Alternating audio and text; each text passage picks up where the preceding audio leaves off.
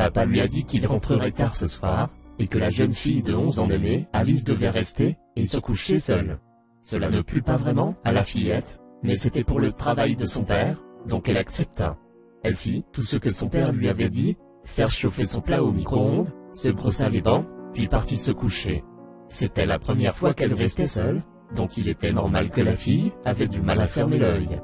Mais elle aurait pu trouver le sommeil si un bruit ne s'était pas fait résonner. Des bruits de pas, venant de la porte, et allant vers son coffre, s'étaient fait entendre. 5 minutes après ça, elle entendit un grincement, monotone pour elle, venant du coffre. Une voix, masculine, se fit ensuite entendre, chantant cet air sans cesse, « Ma création, oh reviens avec moi, tu n'es plus ma proie. » À ce moment jaillit une idée, la gamine se figea. Qu'était-ce? Mon imagination me jouerait-elle des tours? Se demanda Alice. Par la suite, la même voix cria des mots ressemblant à « Je t'ai trouvé. Comment as-tu atterri ici ?» et un sinistre ricanement s'ensuivit. Après 5 minutes d'attente, elle sortit lentement son bras de sous la couette, et alluma sa lampe de chevet.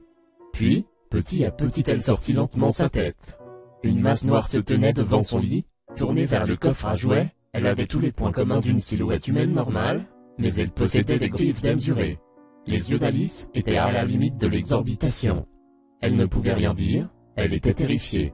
Puis un petit cri, à peine audible sortit de sa bouche. Mais il parvint à l'oreille de la silhouette. Cette dernière se retourna aussitôt. « C'est toi qui me l'as pris? C'est toi? C'est toi ?» répéta-t-elle sans cesse.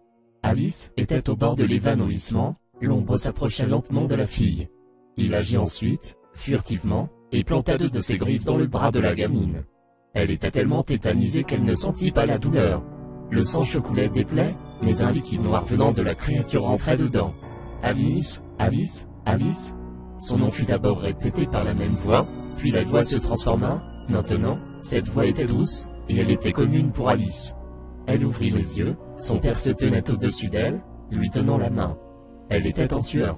Ouf, cela n'était qu'un cauchemar, elle raconta son mauvais rêve à son père. Celui-ci la rassura, mais un cri déchirant sortit de la bouche d'Alice. Elle souleva manche. « Papa, les cauchemars peuvent saigner ?» demanda-t-elle en regardant les 2 trous rouges sombres qui étaient marqués dans son bras.